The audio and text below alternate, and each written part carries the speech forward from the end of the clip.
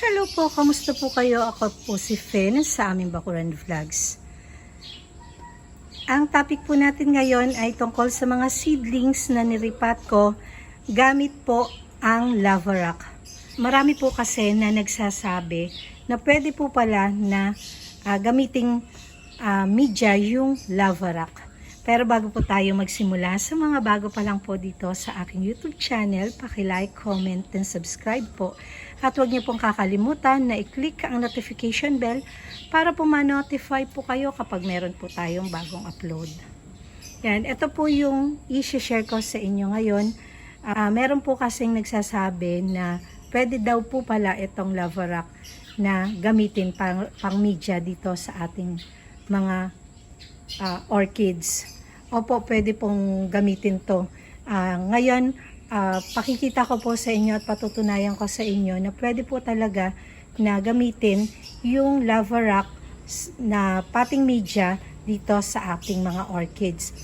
Naisip ko po kasi ito na gamitin dahil marami po ako na mga orchids, dendrobium orchids na namamatay lalo na kapag ganitong tag-ulan. Sa ngayon, talaga napakaraming namamatay sa akin na orchids. Lalo-lalo na po ngayon, may gumagawa dito yung side na aking garden set. Hindi ko maabot at hindi ko maasikaso dahil maraming tabla doon. Talagang namamatay sila dahil nabababad ng ulan yung kanilang mga bunot ng niyog. Unang-una ang nangyayari po kapag nababad po ng ulan, yung bunot ng niyog ay nalulusaw po yung mga ugat ng ating mga orchids. Pangalawa po, kapag bunot ng niyog po ang ginagamit ko at naninirahan po sa balat ng niyog yung maliliit na suso, yung mga suso na maliliit na kumakain ng mga ugat po ng mga dendrobium orchids. Kaya po nag-isip ako na gamitin yung lava rock na dati talaga ginamit ko na po yung lava rock sa pagtatanim ko ng aking mga Phalaenopsis orchids. Ayan, ito po yung isa sa mga Phalaenopsis orchids ko na nilagyan ko ng lava rock sa ilalim. Ayan. Pinaghalo pong lava rock, hydroton at saka balat ng puno ng acacia. Kaya ko lang ginamit dyan yan para mabigat yung ilalim ng plastic cups na gagamitin ko. Hindi tumuwad o tumumba yung pinaka-plastic cups kapag naitanim ko na po dito yung mga Phalaenopsis orchids. Kaya naisipan ko na ipambigat lang doon sa ilalim. Pero sa nakikita ko po na resulta ng paglalagay ko ng hydroton, maganda po pala. Kaya po naisipan ko po na gamitin yung lava rock dito sa mga dendrobium orchids para po hindi kaagad nalulusaw yung kanilang mga ugat, lalong-lalo na kapag tag-ulan. Noong una po ang ginagamit ko po ay yung uling. Yan, kung makikita nyo po, uling yung ginamit ko dito. Kailangan po kapag gumamit po kayo ng uling sa mga dendrobium orchids, wag po yung malalaking malalaki. Kagaya po nito, ang lalaki po ng ginamit ko dito, parang hindi siya nagiging stable. Kapag ganito lang po dapat, maliliit lang na ganito na uling.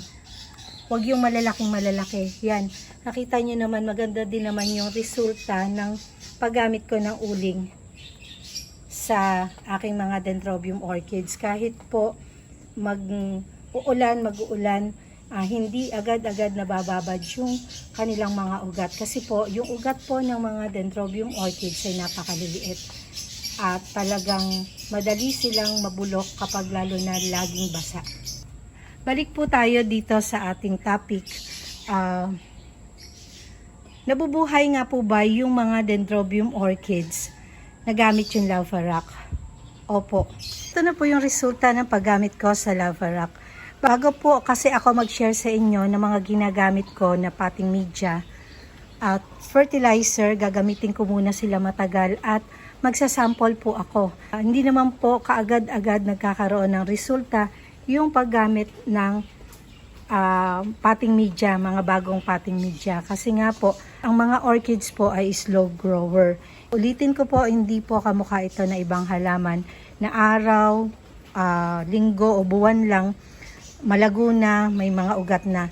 Ito pong mga Dendrobium orchids ay tiyagaan lang po talaga sa pag-aalaga. Kailangan po matyaga ang mag-aalaga po ng Dendrobium orchids, matyagang maghintay na magkaroon ng panibagong ugat. Yun yung una nating aabangan kapag tayo po ay nag-alaga ng orchids. Pangalawa, matyaga tayong mag-intay sa pagkakaroon nila ng panibagong kikis o shoot dito sa baba. Kikis dito sa pinaka-cane. After nun, matyaga din tayo, kailangan na maghintay na mapalaki yung mga kikis na bagong lumalabas. At after po din nun, matyaga din po tayo, kailangan na maghintay na magkaroon po sila ng mga bulaklak. Kailangan po matyagang pag-aalaga, pagdidilig, yung sunlight, yung fertilizer, yun yung importante na kailangan natin na ibigay sa mga ating orchids para mas mapadali, o hindi din naman ganun kadali, pero mas matulin na magkaroon ng bulaklak ang mga orchids. Ito nga po yung resulta, sabi ko nga sa inyo.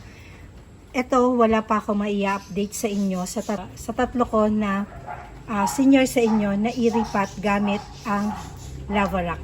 Ang mai-share ko lang po sa inyo o mai-update ko sa inyo, lumaki na bahagya yung mga shoot o kikis na nandito sa baba.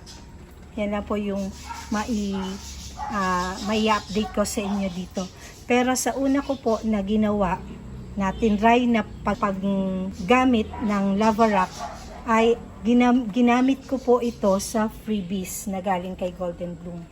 Yan, isang cane lang po ito na akala ko po ay mamamatay dahil malambot po yung cane niya dahil mura pa nung hinarvest ito. May konting ugat pero talagang itong pinaka-cane na to malambot pa. Natutuwa po ako ngayon dahil ito gusto kong i-share sa inyo. Yan, nakikita nyo naman.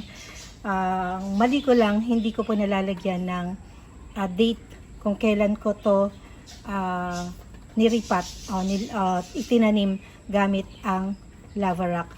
Sa susunod, yun na po yung gagawin ko, lalagyan ko ng date para alam natin kung ilang buwan na bago sila maging ganito. Yan, itanggalin muna natin to, lagay sa likod at i-share ko po sa inyo. Ayan o, kung makikita nyo, may mga bagong ugat na po dito na nakakapit sa lava rock. Yan o, tapos yan yung mga bagong ugat na kumapit na rin dito sa clay pot. At meron na rin po na lumalabas na ugat na galing dito. Ito po ay nandun sa ilalim ng ubas, doon sa may garden set. At lagi siyang nauulan doon. Lalo ngayon, tag-ulan, ulan na ulan siya. At ito pa yung kinatakot ko dati. Malambot yung kanyang cane. Mura pa nung hinarvest. Nagkaroon siya ng spike. Natakot ako nun kasi mura pa nga, konti yung ugat at nagkaroon ng spike. Kasi kapag may spike at wala pang ganong ugat, may posibilidad na hindi kayanin ng orchids yung pagbubulaklak. Kasi yung bulaklak po, napakalakas pong kumain ng lakas ng mga orchids, yung mga bulaklak. Ang nangyari po dito, humaba yung spike, nagkaroon ng mga buds, kaso tinuka po ng mga ibon at ng uod. Kaya po namatay yung pinaka spike niya. Tapos nakikita ko dito, nagkaroon uli siya. Yan, sabi ko wala pang ugat pero meron na naman. Ang hilig niya mamulaklak pero yung ugat niya ganyan. Hindi ko po alam kung matutuwa ako o maiinis ako sa mga kumain ng mga spike niyan. Maganda rin naman yung kinalabasan kasi kung nagtuloy po yung mga bulaklak na yan, yung mga spike na yan, hindi po siya magbibigay ng napakaraming ugat. Yan, kung makikita nyo. Ito yung maganda sa lava rock. Yan, maiaangat-angat nyo rin po kapag gusto nyong tingnan.